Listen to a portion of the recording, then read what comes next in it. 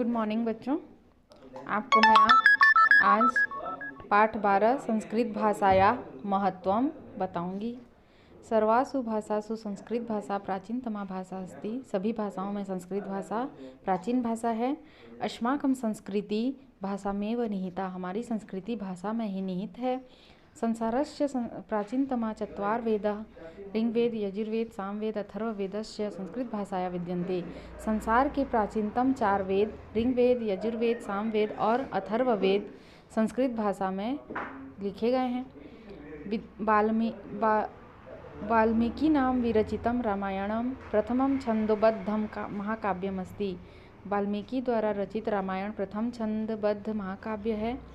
अस्मिन्नेव काव्ये सामाजिका आदर्शा निहिता सन्ति। इस काव्य में सामाजिक आदर्श निहित हैं। यथा रामस्य पितृभक्ति, भरतस्य त्याग, दशरथस्य पुत्रवात्सल्य च। जैसे कि राम की पितृभक्ति, भरत का त्याग और दशरथ का पुत्र प्रेम। महाभारतं नाम संस्कृतस्य ग्रंथः विश्वज्ञानकोश प्रतीयते। महाभारत जो है विश्व ग्रंथ का ज्ञानकोश प्रतीत होता है। गीता अपि महाभारतस्य एव महत्वपूर्णांशः अस्ति। गीता भी महाभारत का ही महत्वपूर्ण अंश है। अस्या भाषायां कविकुलगुरु कालिदासेन अभिज्ञान शाकुंतलम नाम विश्व प्रसिद्धम नाटकम विरचितम। इसी भाषा में कविकुलगुरु कालिदास द्वारा रचित अभिज्ञान शाकुंतलम विश्व प्रसिद्ध है। गीति काव्येषु तस्य मेघदूतम प्रसिद्धम अस्ति। गीति काव्य में उनका मेघदूत प्रसिद्ध है। जयदेवेन विरचितम गीत गोविंदम नामकम गीति काव्यमपि सर्वाधिकम लोकप्रियम अस्ति। जयदेव द्वारा विरचित गीति गोविंद नामक गीति काव्य सर्वाधिक लोकप्रिय है। पूरा भारते प्राय सर्वे जना संस्कृत भाषा में एव परस्परम आलम्पन्ति स्म।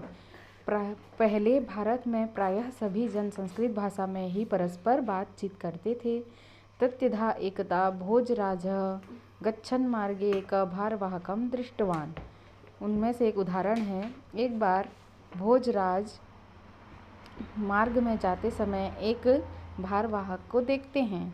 तस्य शिरसि गुरुतरं भारं दृष्ट्वा भोजराजः तं पृच्छत्। उनके सिर पर बहुत बोझ देखकर भोजराज उनसे पूछते हैं, अपि भारो बाधति, मतलब क्या भार आपको बाधा दे रहा है। इस प्रकार वो पूछते हैं। तो भारवाहक शीघ्रमेव अवदत् भारो न बाधते राजन।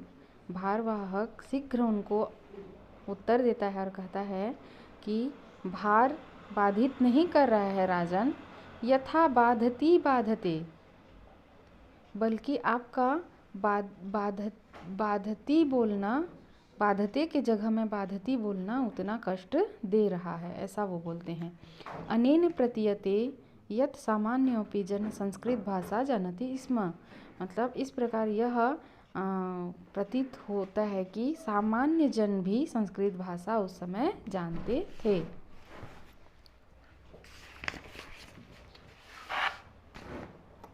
शनैः शनैः संस्कृत भाषाया व्यवहार शिथिलो अभवत्। धीरे धीरे संस्कृत भाषा का व्यवहार कम हो गया। शिथिल माने कम होना।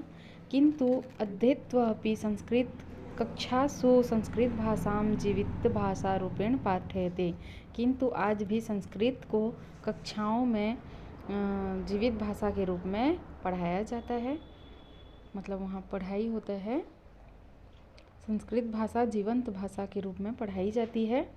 भाषासु मधुरा इयं भाषा भारतीय संस्कृते रक्षार्थं ज्ञानवर्धनार्थं च संस्कृत भाषा अवश्यमेव पठित्वा।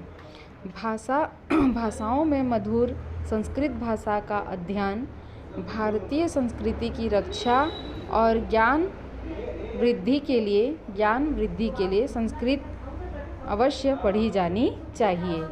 ठीक है, ये हो गया इस पाठ का अनुवाद। आप लोग इसको लिख लीजिएगा कॉपी में। नेक्स्ट मैं आपको क्वेश्चन आंसर बता दूँगी, ठीक है।